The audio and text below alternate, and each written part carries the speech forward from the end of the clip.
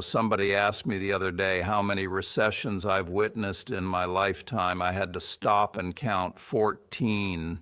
Can you believe that? 14 economic downturns, and I'm still standing here. And honestly, I'll probably see one or two more before my time is up. That's just the nature of things, folks. The economy doesn't move in a straight line, never has, never will. It expands, it contracts, it rises, it falls. Think of it like breathing in and out, in and out. You can't hold your breath forever, and the economy can't expand forever either. What I want to share with you today isn't some magic formula or secret trick. It's something much simpler and much more powerful. It's about how you position yourself, how you think, how you act when everyone around you is losing their heads. Because here's the truth that most people never quite grasp. The times when everyone is running scared, those are precisely the times when real wealth gets built, not lost. Built. Let me take you back to 2008. I remember sitting in my office in Omaha, watching the financial world come apart at the seams. Banks that had been around for over a century were collapsing overnight. The news was relentless, absolutely relentless. Every channel, every newspaper, every conversation was about doom. Lehman Brothers gone, Bear Stearns gone. People were losing their homes, their savings, their jobs. It was genuinely heartbreaking. The fear was so thick you could practically taste it. And you know what I did? I sat down and wrote an article for the New York Times. This was in October, right in the eye of the storm. The headline read, "Buy American I Am." You should have heard the reaction. People thought I'd lost my marbles. My phone was ringing off the hook. Warren, what are you thinking? Warren, this is different. Warren, the whole system is collapsing. But I wasn't being reckless. I was being rational. I looked around and saw something beautiful happening. Great American companies, businesses with real value, real earnings, real futures. They were going on sale, a clearance event of historic proportions. So I put money to work. Lots of it. Goldman Sachs, General Electric, Harley-Davidson. Billions of dollars deployed while smart people, experienced people were pulling every penny out of the market. And those investments, well, they worked out pretty well. They made Berkshire Hathaway many billions of dollars. Now, I'm not telling you this to brag, I'm telling you because it illustrates a principle I've been following for 75 years. Be greedy when others are fearful, and be fearful when others are greedy. Think about how you shop for a moment. Let's say you love a particular store. You buy from them all the time.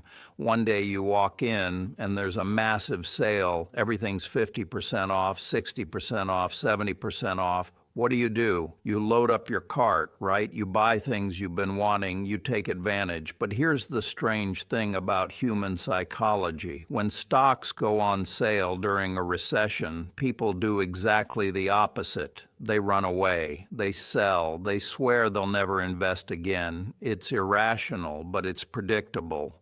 And if you understand that, you can profit from it. Now, I want to be crystal clear about something because I don't want to sound callous. Recessions hurt people. They hurt families. Real people lose real jobs. There's genuine suffering involved, and I don't take that lightly. If you're not prepared, if you haven't saved, if you're buried in debt, a recession can be devastating. That's exactly why what I'm about to tell you matters so much. Preparation isn't optional, it's everything. The first thing you need, and I mean really need, is cash. I know what you're thinking. Warren, you've told us inflation eats away at cash. You've said keeping money under the mattress is a losing strategy. And yes, under normal circumstances, that's absolutely true. But going into a recession, the rules change. Cash becomes your most powerful weapon. Think of it as dry powder. You're not hoarding cash to watch it sit there. You're accumulating ammunition so that when assets go on sale, when stocks are cheap, when real estate is distressed, you can strike. You can buy while everyone else is tapped out. How much should you keep on hand? Well, that depends on your circumstances, your age, your obligations. But as a baseline, I'd suggest 6 months of living expenses at minimum if you're older, maybe more. If your job security is shaky, maybe more. And then beyond that, you want an investment reserve, money that's earmarked specifically for taking advantage of opportunities. At Berkshire, I've been criticized for years for keeping enormous cash balances. People used to say, "Warren, you've got $100 billion just sitting there doing nothing, put it to work." But I knew what I was doing. I was waiting for the phone to ring, waiting for that moment when a great business needs capital and everyone else is too scared to provide it. The second thing you absolutely must do, and this is critical, is decide what you're going to buy before the recession arrives. You can't wait until the middle of the crisis to start researching companies. Your emotions will be running too high. The headlines will be too scary. Fear will cloud your judgment. So you do the work now. In calm times, you create a list, a shopping list, if you will, of businesses you'd love to own if only the price were right. For me, it's always been about quality over everything else. I want businesses with strong competitive advantages, what I call moats.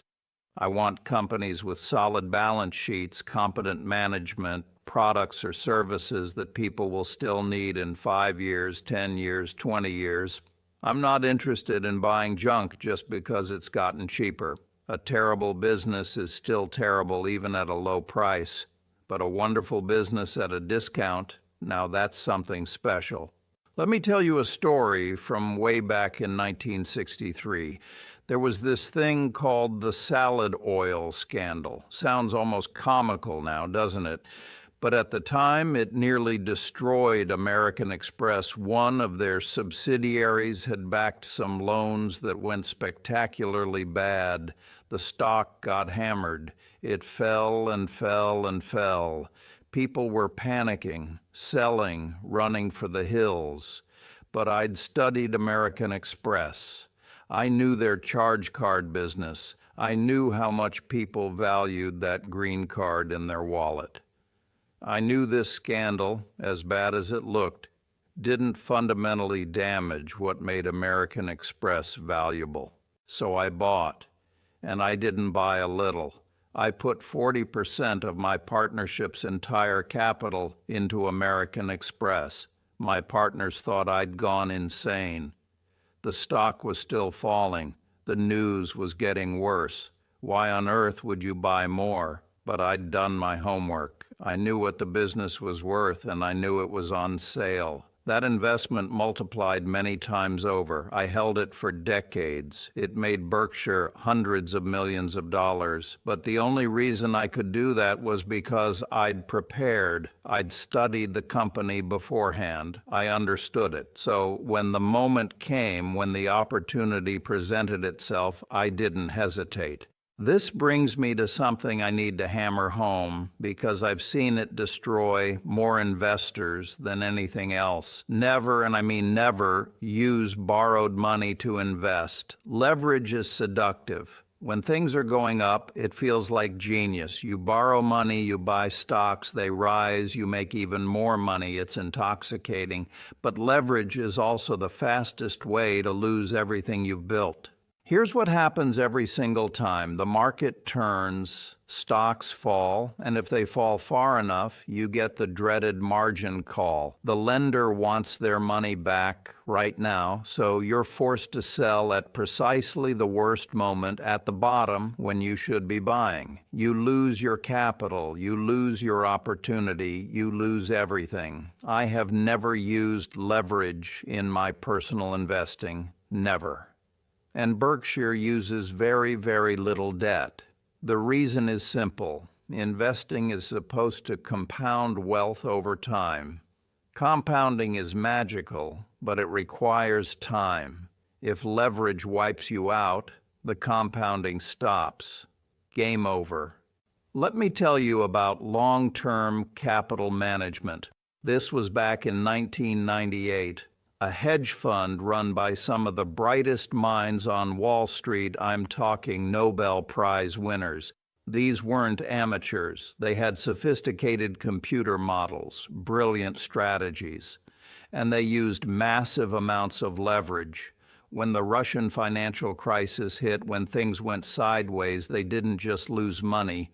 They nearly brought down the entire global financial system. The Federal Reserve had to orchestrate a bailout. Brilliance didn't save them. Models didn't save them. Leverage killed them. So here's my rule, and it's non-negotiable. Only invest money you don't need for at least 5 years, preferably longer. That way, when the downturn comes, and it will come, you don't have to sell, you can ride it out. You can wait for the recovery. And the recovery always comes. It might take a year, it might take 3 years, but it comes.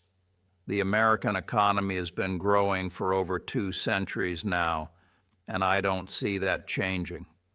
Now let's talk about diversification, because most people get this completely wrong. They think diversification means owning hundreds of stocks, a little bit of everything, spreading themselves so thin they don't really know what they own. That's not diversification, that's just confusion. You can't possibly understand 500 companies. I certainly can't. Real diversification, the kind that actually protects you, means owning a concentrated portfolio of excellent businesses in different sectors, maybe 10 companies, maybe 15 if you're really actively managing.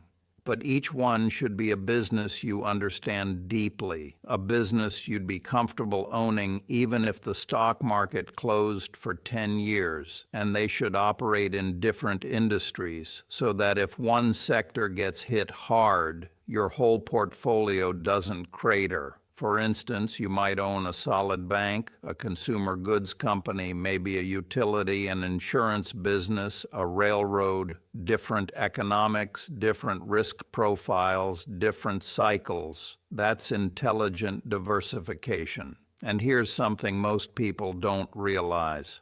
Recessions don't hurt all businesses equally. Some actually do fine, sometimes even better than normal.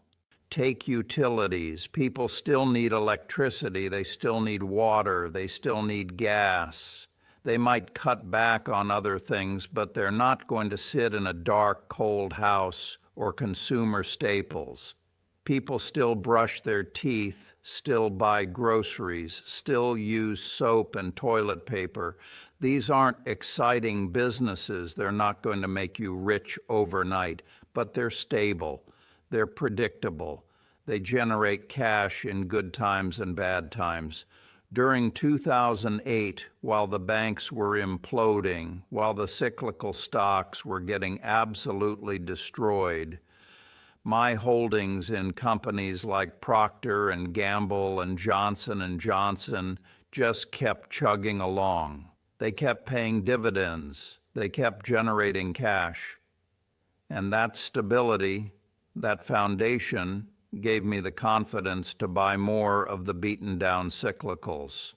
I wasn't worried about my entire portfolio going to zero because I had that stable base. That's smart diversification at work.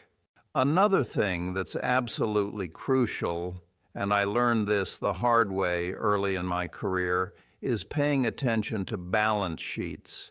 During recessions, companies with heavy debt loads get into serious trouble. They can't make their interest payments. They violate loan covenants. They go bankrupt. And when a company goes bankrupt, shareholders usually get nothing, zero, wiped out. So when you're building that shopping list, when you're identifying companies you want to buy, one of the very first things you examine is the balance sheet. How much debt do they have? What kind of cash flows are they generating? If revenues drop 30% tomorrow, could they still service their debt? If the answer is no, cross them off the list. Find a different company. There are plenty of well-run businesses with conservative balance sheets. Focus on those. What happens during recessions is that weak companies don't just struggle, they vanish. And strong companies, the ones that manage their balance sheets well, they come through it and often emerge even stronger. They take market share from the companies that failed. They pick up talented employees. They expand into new markets while their competitors are retrenching. In 2008, I looked at the banking sector very carefully. All the big banks were getting hammered. Their stock prices were in free fall. But some banks were clearly stronger than others. J.P. Morgan Chase, for example. Jamie Dimon had run that institution conservatively. They had capital, they had liquidity, they hadn't made the same crazy bets that took down Lehman Brothers and Bear Stearns. So when I invested in the banking sector, I chose the survivors. And yes, some banks did fail, but the strong ones not only survived, they thrived. Now, let me shift to something more philosophical but equally important. You have to train yourself to think long-term. And I don't mean a year or two, I mean decades. This is probably the hardest thing for people to internalize because our brains aren't wired that way. We live in an instant gratification world, but wealth, real wealth, gets built over decades, not days. Recessions feel permanent when you're living through them.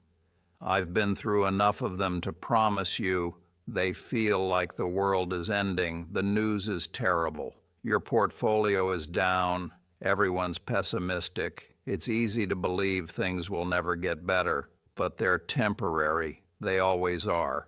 The long-term trajectory of the American economy and really the global economy is upward. There are bumps along the way, but the trend is unmistakably up. Imagine you bought a farm. Good land, fair price, productive soil. The year after you buy it, there's a drought. The crops fail. Farm prices in the area drop 30%. Do you panic? Do you sell the farm at a loss? Of course not. You know the drought is temporary. You know that next year or the year after, the rains will come back. The farm will produce again. You hold on. That's exactly how you need to think about stocks. You're not buying pieces of paper to flip for a quick profit. You're buying ownership stakes in real businesses. And if they're good businesses run by competent people, temporary setbacks don't fundamentally change their long-term value. I bought Coca-Cola in 1988. Since then, we've lived through multiple recessions. The tech bubble burst, the financial crisis, the pandemic. Did I sell during any of those downturns? Absolutely not.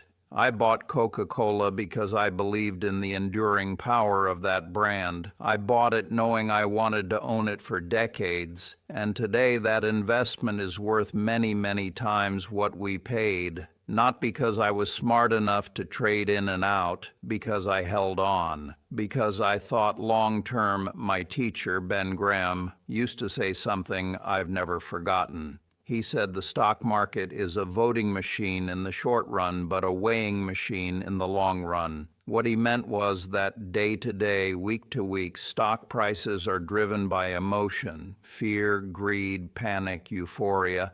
It's a popularity contest. But over years and decades, stock prices eventually reflect the true underlying value of the business, the earnings power, the competitive position, the fundamentals. So if you're investing for the long term, you stop worrying about the daily votes. You focus on owning businesses that will weigh more and more over time. You let the weighing machine do its work. Here's something else that's critically important, and it applies whether we're in a recession or not. Live below your means, always. Not just when times are tough, always. I've lived in the same house in Omaha since 1958. It's a comfortable house, but it's not a mansion. I drive a regular car. I don't own a yacht. I don't collect fancy watches or art. Not because I can't afford those things, because I don't need them. They wouldn't make me any happier. What makes me happy, what lets me sleep soundly at night, is financial security. The knowledge that no matter what happens to the economy, to the stock market, to anything, I'm going to be fine. My family is going to be fine. And that security comes from spending less than you earn and investing the difference. I see this all the time, especially with successful people. They get a raise, they get a promotion, their income goes up, and immediately their lifestyle inflates to match: bigger house, fancier car, more expensive vacations. And suddenly they're not saving any more money than before, they're just spending more.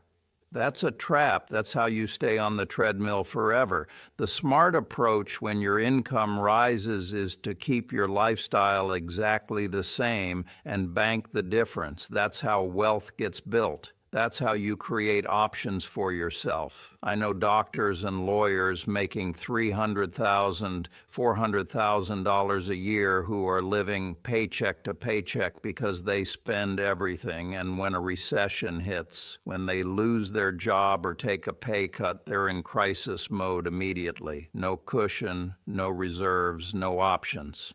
Don't be that person. Build your margin of safety.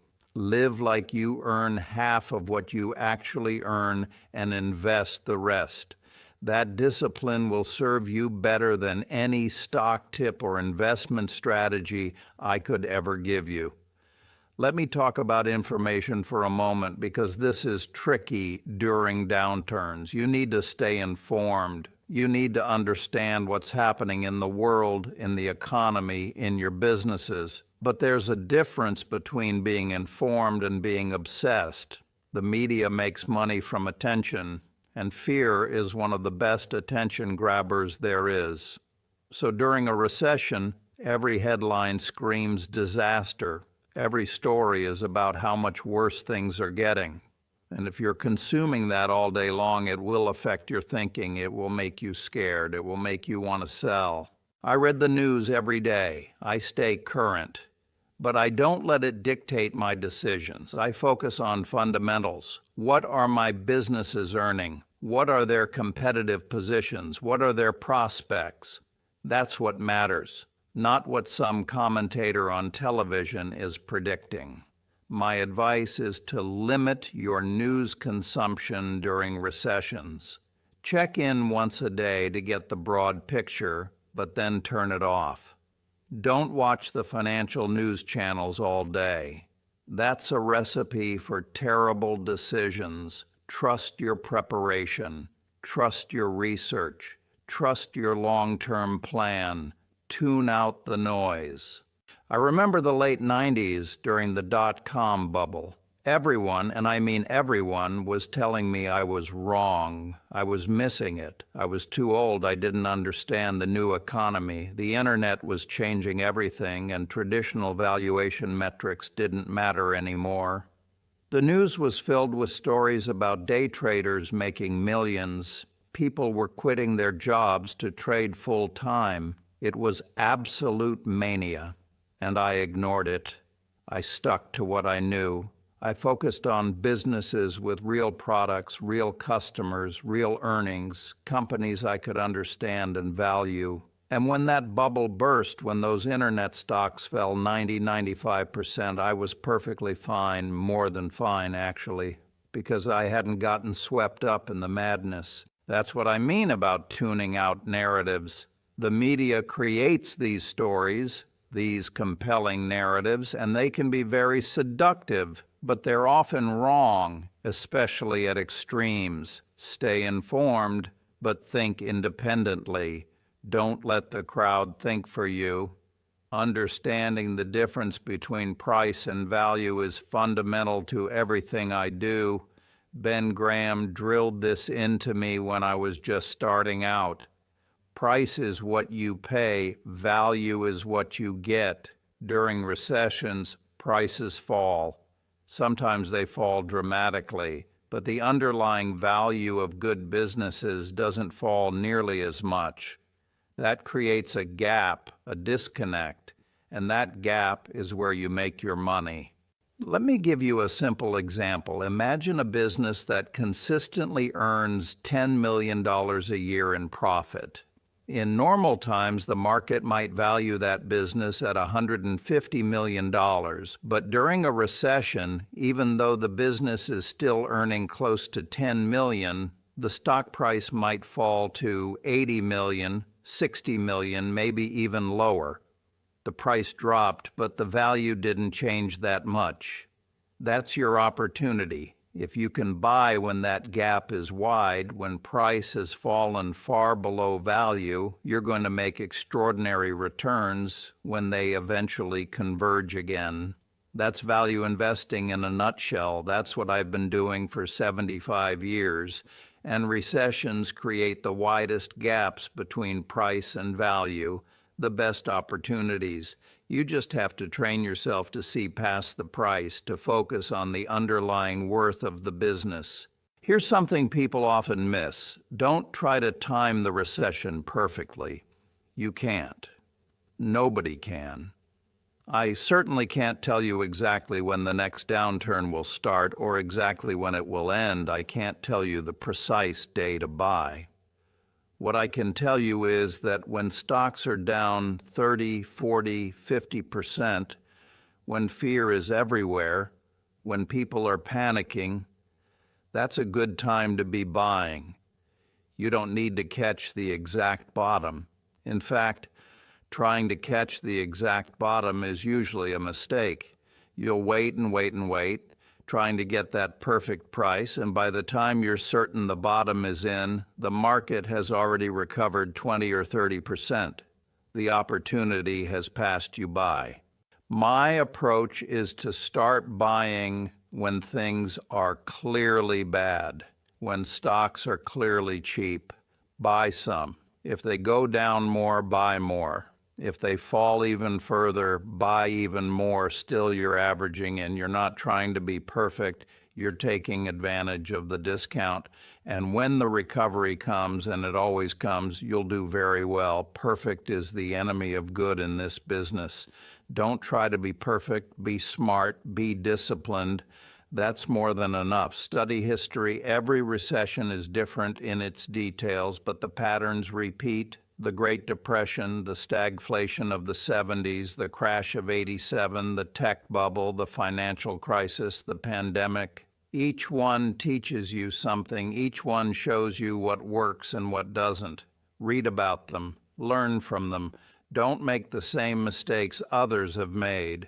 Here's a crucial lesson from history. Context matters. In the Great Depression, deflation was the problem. Prices fell. Cash became more valuable. But in the 70s, inflation was the problem. Cash became worthless. You needed hard assets. So you have to understand what kind of recession you're facing. But regardless of the specific circumstances, the core principles remain constant. Own good businesses, buy when others are fearful, think long-term, stay disciplined. Those principles have worked in every downturn in history. The hardest part, and this is where most people fail even when they know everything else, is having the courage to actually do it, to actually buy when the time comes. Because I'm telling you, when stocks are falling, when the headlines are screaming disaster, when your neighbor lost his job, when your portfolio is down, it takes real courage to invest more. Every fiber of your being will be telling you to run, to sell, to get out. That's your survival instinct kicking in, and you have to override it. The only way I've found to build that courage is mental preparation. Before the recession hits, visualize it. Imagine stocks falling. Imagine the fear. Imagine the headlines.